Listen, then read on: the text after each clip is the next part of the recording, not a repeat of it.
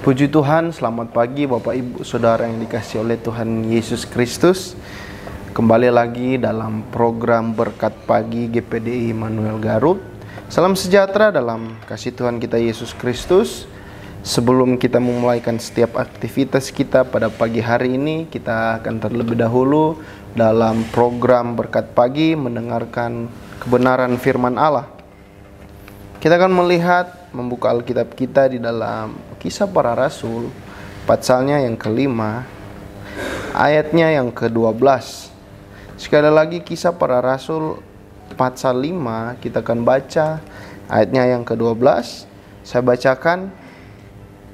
Dan oleh rasul-rasul diadakan banyak tanda dan mujizat di antara orang banyak. Semua orang percaya selalu berkumpul di Serambi Salomo dalam persekutuan yang erat. Puji Tuhan.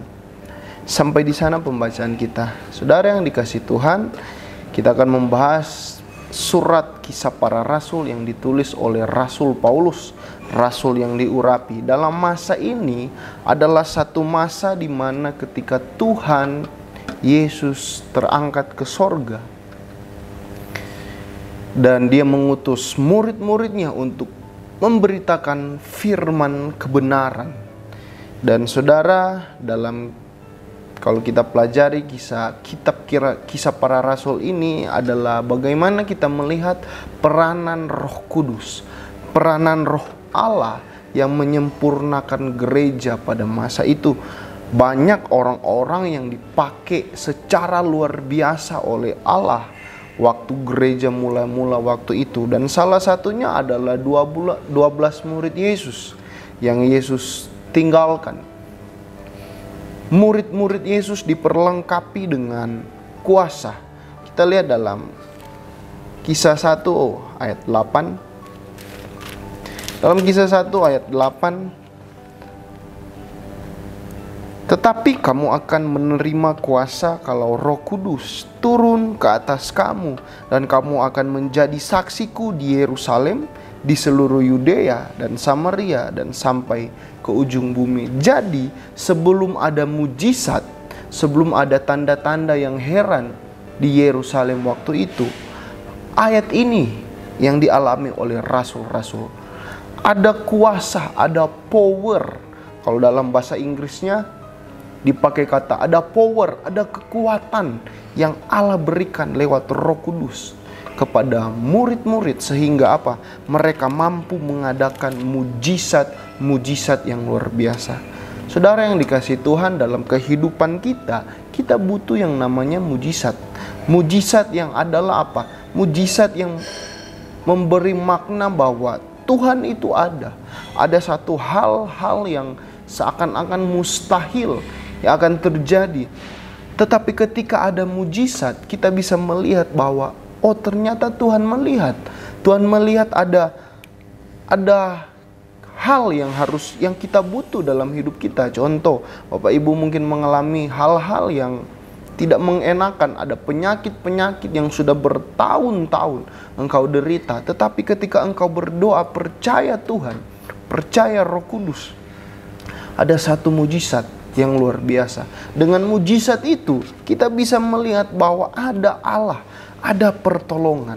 Di dalam pasal ini membahas bagaimana ketika Yesus datang, dia tidak meninggalkan murid-murid, dia tidak meninggalkan gerejanya, orang-orang percaya pada waktu itu. Dia memberikan Roh Kudus, sehingga dengan Roh Kudus ada power, ada kekuatan yang luar biasa. Banyak orang disembuhkan, banyak orang yang diberkati, banyak orang yang menerima ajaran-ajaran dari rasul-rasul. Dalam kehidupan kita, dunia sudah tidak banyak ajaran-ajaran yang membelokkan ajaran Kristus. Tetapi biarlah kita berharap kepada Roh Kudus. Ajaran yang sudah kita pegang, firman yang sudah kita pegang, biarlah itu yang kita pegang seterusnya. Kita berjalan dengan pemahaman demi pemahaman, kedewasaan iman setiap hari.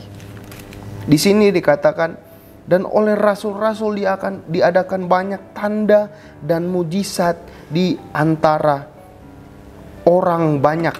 Semua orang percaya selalu berkumpul di Serambi Salomo. Mengapa mereka berkumpul? Karena menantikan hal-hal yang luar biasa yang Roh Kudus kerjakan.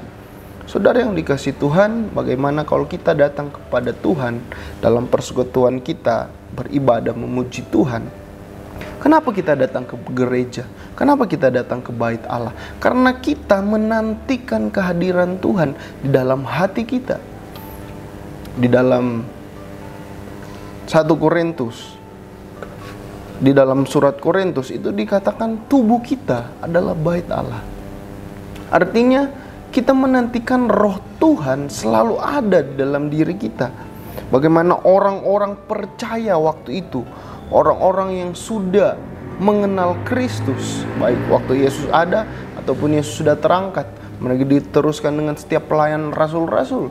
Mereka percaya, mereka berkumpul untuk apa? Menantikan pekerjaan-pekerjaan Roh Kudus. Baiklah saya dan saudara dalam setiap hari menantikan setiap hari pekerjaan-pekerjaan Roh Kudus. Karena apa? Kalau kita tidak ada hubungan dengan Roh Kudus, hari-hari terasa hanya berlalu saja. Tidak ada mujizat-mujizat yang kita lihat, yang kita alami.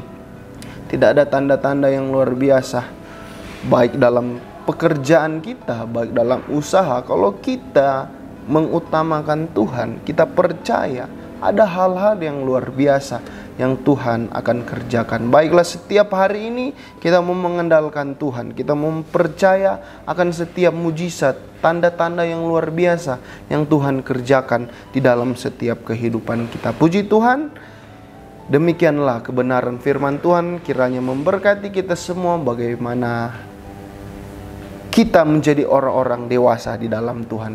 Immanuel, Allah beserta kita. Kami perlu